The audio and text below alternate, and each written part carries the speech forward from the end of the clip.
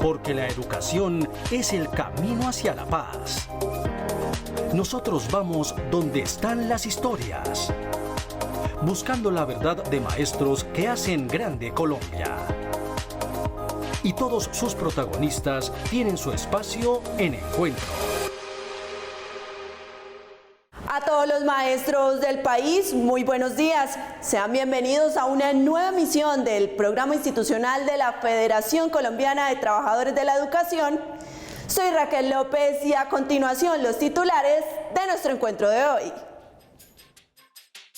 Frente a las falsas acusaciones de monopolio en contra de FECODE, hoy aclaramos quiénes son los responsables de la contratación del PAE y el transporte escolar en las instituciones del país.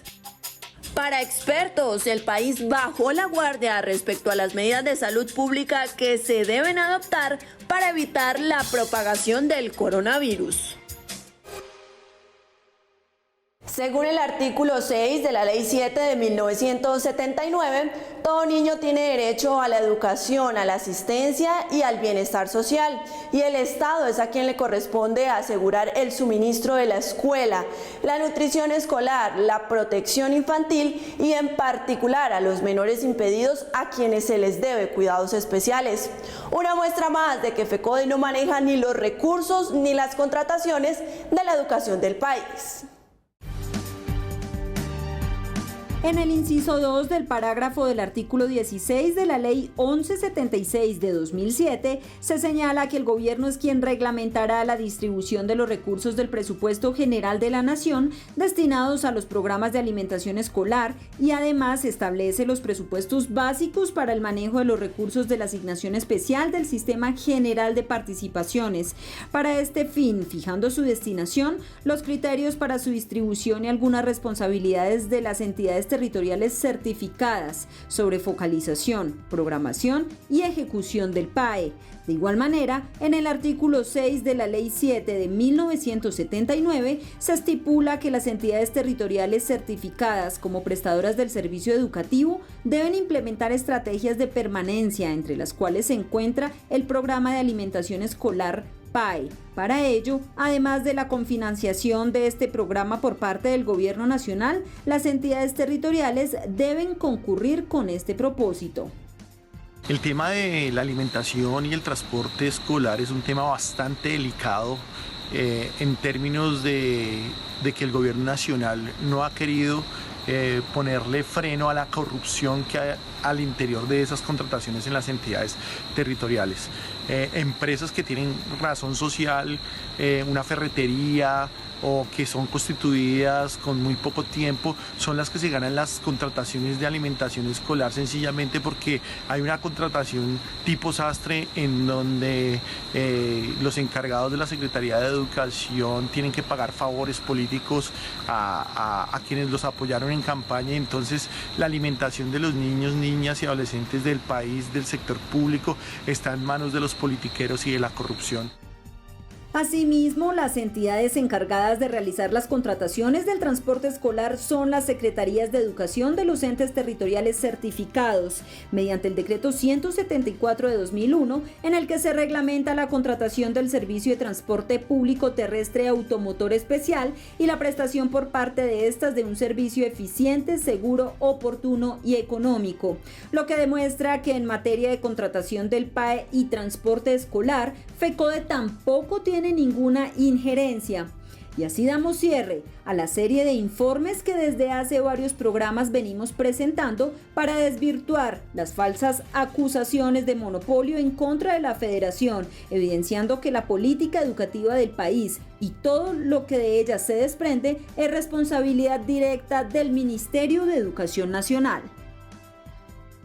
FECODE denuncia que en el comunicado del FOMAC sobre la comorbilidad docente para el plan de alternancia, estas no están contempladas para la implementación del modelo, así como tampoco prevé al COVID-19 como una enfermedad laboral, situación que deja a los educadores sin garantías durante la pandemia.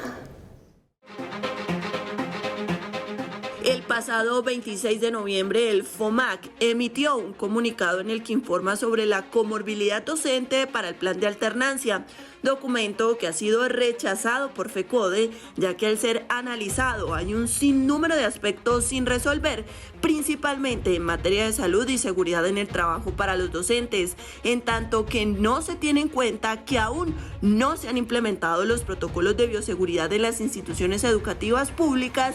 Las comorbilidades de los educadores no son contempladas en medio de la pandemia y tampoco se prevé al COVID-19 como una enfermedad laboral, situación que deja a los educadores sin garantías durante la emergencia sanitaria. No es verdad entonces que todo lo que ahí se expresa va a combatir y a generar la seguridad para que los maestros puedan regresar a la escuela sin evitar el contagio. No es cierto que los elementos de bioseguridad que ahí se plantean los dotan los operadores que tienen que ver con la seguridad y salud en el trabajo. Eso no es verdad. Ante este comunicado que no contempla la verdadera realidad del magisterio colombiano, la Federación exige que se establezcan garantías suficientes para los docentes que padezcan comorbilidades y sean mayores de 65 años para que puedan desarrollar de manera segura sus actividades pedagógicas sin que su salud y su vida se vean afectadas. Por ello es que desde el fondo del magisterio nosotros estamos luchando para que se declare, y así lo ha expresado FECODE en el comunicado reciente de la Junta Nacional, es que necesitamos de verdad de que el Estado asuma todo lo que tiene que ver con los elementos de bioseguridad y que no lo contemplan los contratos de seguridad y salud en el trabajo.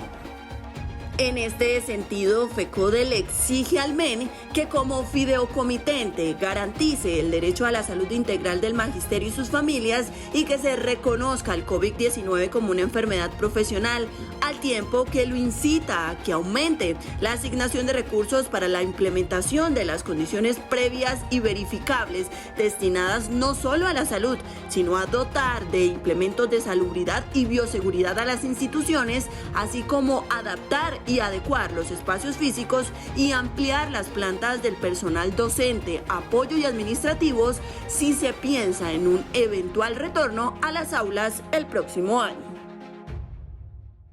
Y como es habitual, los integrantes del comité ejecutivo tienen un espacio en encuentro, así que es momento para que la segunda vicepresidenta de FECODE, la profesora Marta Rocío Alfonso, se dirija al magisterio colombiano.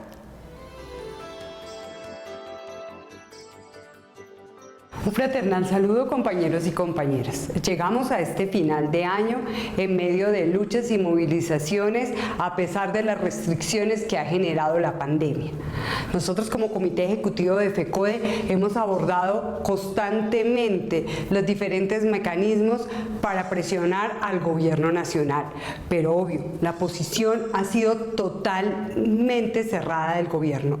En esta semana, varias de las comisiones que venían trabajando se les citó con algunas tareas genéricas, pero en últimas no se tocaron los puntos fundamentales, ni la Comisión de Alto Nivel para la Reforma al Sistema General de Participaciones, ni la de Estatuto Único y obviamente silencio total ante los cursos de los 8.000 docentes que están pendientes de la tercera cohorte. Según las respuestas a este curso, vuelven y reiteran que está en el Ministerio de Hacienda y en últimas han dejado correr los términos que les dio el Tribunal Administrativo del Cauca ante la apelación que hicieron a este fallo en primera instancia. Y en este momento los maestros y maestras están sin una salida. Es una irresponsabilidad del gobierno cuando estos acuerdos fueron firmados tanto por el Ministerio de Hacienda como por el Ministerio de Educación, porque son acuerdos de gobierno.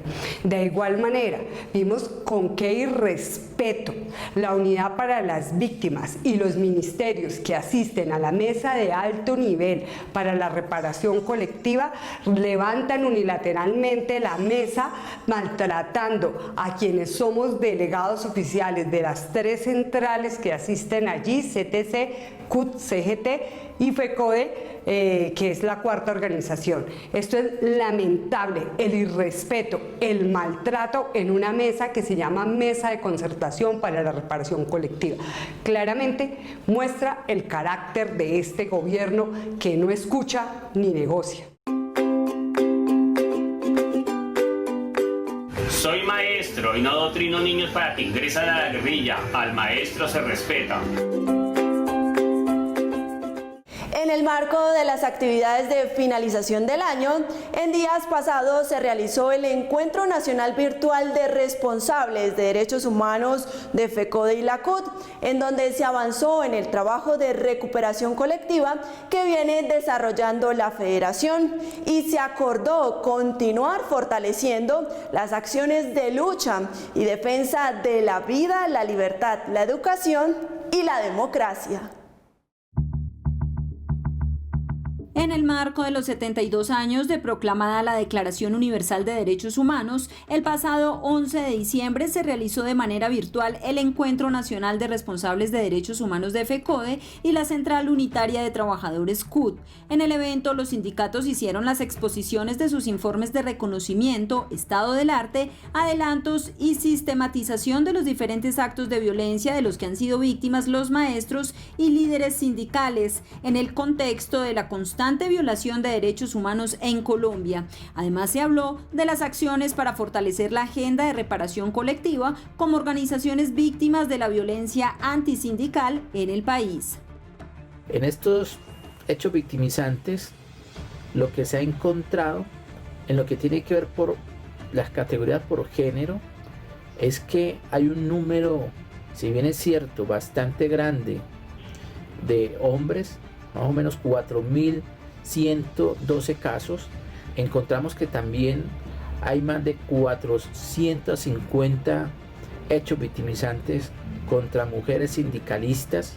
Se han encontrado dirigentes sindicales, más de 2.720 dirigentes sindicales, trabajadores de base, 1.730 casos, asesores sindicales, 27 que han sido asesinados, 8 activistas sindicales. La importancia del trabajo que vienen realizando los responsables de derechos humanos de FECODE y la CUT radica en que una vez la información esté sistematizada, recopilada y organizada, el país podrá conocer lo que realmente sucedió en el marco de la violencia en contra de los educadores y trabajadores del movimiento sindical. Asimismo, en la conmemoración del 10 de diciembre, la Federación, en coordinación con el equipo de derechos humanos, realizó en la Plaza de Bolívar un acto simbólico en donde se ubicaron más de 1.400 placas con los nombres de los maestros asesinados como un homenaje a su lucha y legado. Es necesario que sigamos organizando y teniendo encuentros y espacios de discusión regional y nacional que nos permitan ir juntando toda esta información de la mejor forma para presentar una declaración robusta que dé fe también de todo lo que sucedió, que ojalá no se nos queden hechos por fuera y que eso nos permita posteriormente generar medidas y planes de reparación integral. La declaración para ser reconocidos como sujetos de reparación colectiva es un primer paso que debemos y queremos dar para que se reconozca y se conozca la verdad en este país. Con la recolección de estos datos, FECODE y la CUT quieren dejar por sentado que el movimiento sindical ha sido víctima de más de 11.000 hechos de violencia a lo largo de la historia que no pueden quedar en la impunidad. Por eso, este informe, que se presentará ante la Unidad de Víctimas del Movimiento Sindical Colombiano, compuesto por la CTC, CGT, FECODE y CUT, será un paso para aportar a la verdad, la reparación y la no repetición.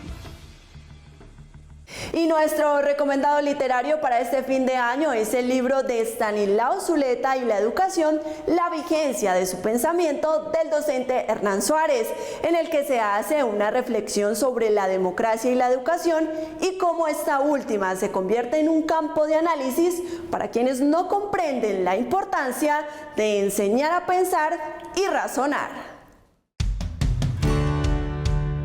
El libro Estanislao Zuleta y la educación, la vigencia de su pensamiento, tuvo sus inicios en la revista Educación y Cultura hace más de 30 años, con publicaciones de posturas de este filósofo, escritor, investigador y pedagogo colombiano, y exactamente en el año de 1986 surge una gran entrevista en la ciudad de Cali del editor Hernán Suárez hacia Estanislao, con la que pudo construir esta obra en la que se expresa la importancia de la relación entre educación y democracia. Este libro es una invitación a los maestros a retomar los ideales siempre vigentes del movimiento pedagógico. Es sin duda el acontecimiento educativo y pedagógico más importante que ha tenido la Federación Colombiana de Educadores, el de convocar a los maestros a luchar no solamente por sus intereses corporativos, sindicales, prestacionales, que son importantes, sino también hacer suyo la lucha por una mejor educación. Este libro, que quiere dar a conocer por qué la educación es un campo de combate, destacando su papel en la formación de mejores seres humanos y su importancia por enseñar a pensar para superar las inequidades y las desigualdades sociales, pero especialmente por terminar con las profundas brechas que existen en el campo educativo. Por eso, Hernán Suárez, editor del libro, consideró pertinente reunir a grandes investigadores e intérpretes del pensamiento de Estanislao para construir a través de sus artículos esta prodigiosa obra literaria. Que el gran desafío de la educación es enseñar a pensar, implica que el estudiante debe resolver preguntas. El conocimiento no debe ser transmitido a partir, digamos, de resultados o de entregarlo todo, sino de suscitar un interés y que el estudiante empiece a hacer pequeñas indagaciones, pequeñas investigaciones, que él vaya construyendo su conocimiento. Finalmente, el libro deja entrever que para alcanzar la intención de la que habla Zuleta sobre la educación, se necesita una transformación pedagógica y curricular para construir sociedades basadas en individuos amantes de la ciencia, el arte y las libertades democráticas, con docentes que contagien de pasión a sus estudiantes y que cultiven interrogantes, la lectura crítica y el debate argumentado. Es momento para que el profesor Carlos Enrique Rivas, secretario de Asuntos Jurídicos de la Federación Colombiana de Trabajadores de la Educación, socialice temas de interés para los docentes del territorio nacional.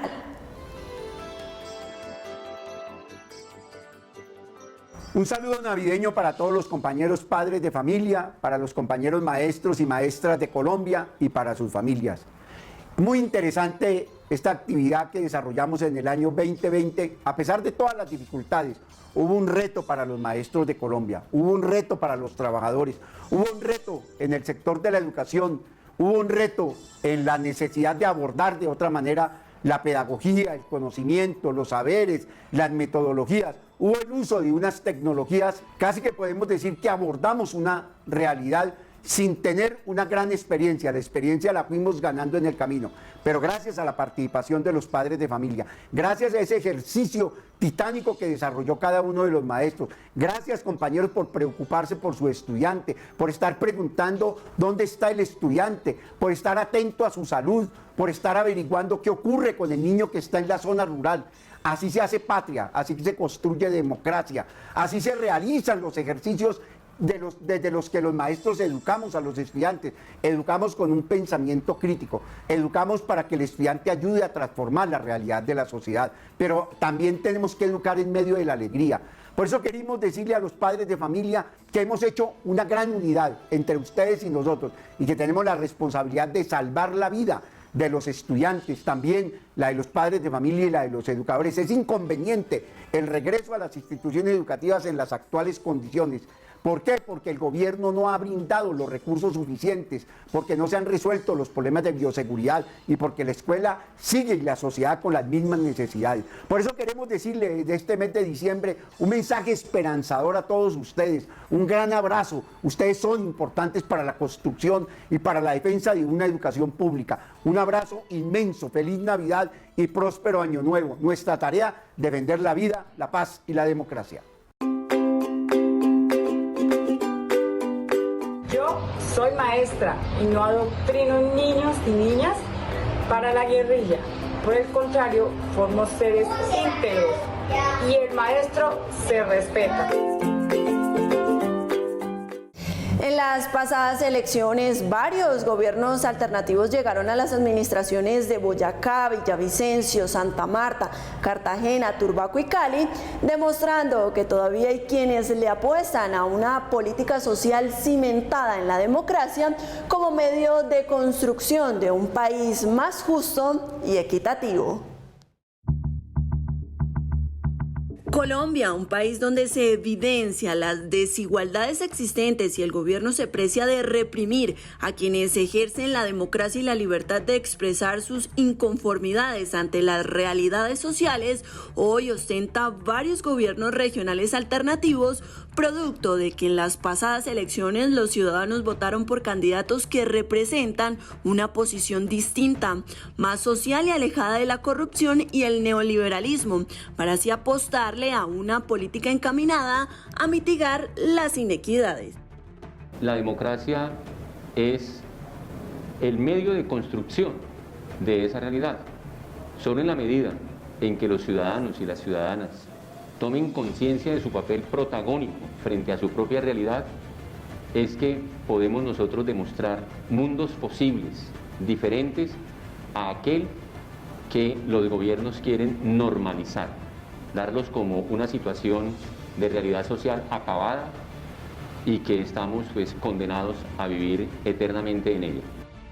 Según Fedesarrollo, los altos niveles de pobreza monetaria que hay en el país y que llegan casi al 50% de los nacionales, confirman que Colombia es uno de los países más desiguales de América Latina y del mundo. Así lo ratifican las decisiones tomadas durante la pandemia, en donde la política nacional se contrapuso a varias de las medidas adoptadas por los gobiernos regionales alternativos. En las regiones se están naciendo nuevos liderazgos con prioridades muy centradas en las necesidades más sentidas de las clases menos favorecidas, que entienden que la educación es el camino para sacar adelante a nuestro país, que lo social es importante y que debemos luchar por un país en paz. Estos gobiernos regionales alternativos hacen un llamado al Estado para que respete la democracia en Colombia a partir del diálogo y el reconocimiento del otro. Y en este contexto enfoque sus intereses a invertir en lo público, garantizando transparencia y el mejoramiento de la calidad de vida de los colombianos. Desde la perspectiva epidemiológica en Colombia se ha bajado la guardia respecto a las medidas de salud pública para sostener la reactivación y la reapertura económica. En este sentido, un posible aumento de los contagios y la no negociación de la vacuna podrían ser determinantes para el regreso a las aulas en el 2021. Mientras diferentes países del mundo, incluido Colombia, retornaron a la presencialidad en las aulas luego de meses de trabajo en casa, el debate científico sobre los efectos de la COVID-19 en los colegios cobra especial relevancia si se tiene en cuenta que el país bajó la guardia frente a las medidas de autoprotección, aún sabiendo que el virus no está controlado, lo que genera varios interrogantes respecto a un regreso a clases en el 2021. Frente a esto, la Federación Médica Colombiana manifiesta que hasta el momento no se ha hecho una negociación transparente, abierta y pública de la vacuna que será adquirida con recursos públicos de todos los colombianos. Estas son negociaciones que no deberían hacerse a puerta cerrada ante el desconocimiento de la ciudadanía y con el desconocimiento de pares nacionales e internacionales, universidades, centros científicos y académicos independientes que certifiquen la idoneidad de estas vacunas. Es muy importante recabar en esto porque esto va a ser fundamental para completar otro de los pivotes para que nos permita el control de la pandemia. Un reciente estudio realizado por Centros para la Prevención y el Control de Enfermedades en Estados Unidos dio nuevas pistas sobre el verdadero impacto de la pandemia en los países más pequeños. Según los datos recolectados en Estados Unidos, se han registrado oficialmente 277.285 casos de coronavirus en niños de 5 a 17 años desde marzo y 51 muertes, en un momento en que las escuelas estudian reabrir sus puertas. Cifras que, aunque corroboran que la letalidad del coronavirus es extremadamente baja en este grupo de edad, también confirman que los niños se convierten en potentes transmisores. Ahora, ¿cuáles son las expectativas que tenemos frente al regreso a clases del 2021? Y en realidad esa pregunta tiene una muy difícil respuesta. ¿Por qué? Porque va a depender de muchos factores. En primer lugar, del momento epidemiológico en el que nos encontremos. Es decir, nosotros esperamos que exista un nuevo brote, un nuevo pico en pandemia para el final de diciembre y para los primeros días de enero, hasta mediados de enero. Frente a este escenario, la UNESCO le ha pedido a los gobiernos que los docentes estén en el grupo prioritario a la hora de recibir la vacuna contra la COVID-19 debido a que son trabajadores de primera línea, es decir, que están más expuestos a contraer la enfermedad. Petición a la que se une FECODE, quien además ha reiterado en varias ocasiones que para volver a la presencialidad es imperativo que el Estado adecúe las instituciones y garantice los elementos de bioseguridad. Y antes de terminar nuestro programa, el profesor Nelson Javier Alarcón Suárez, presidente de la Federación Colombiana de Trabajadores de la Educación, editorializa nuestro encuentro de hoy. Muy buenos días, un saludo cordial y fraternal a nuestros maestros y maestras de Colombia y a toda la comunidad educativa.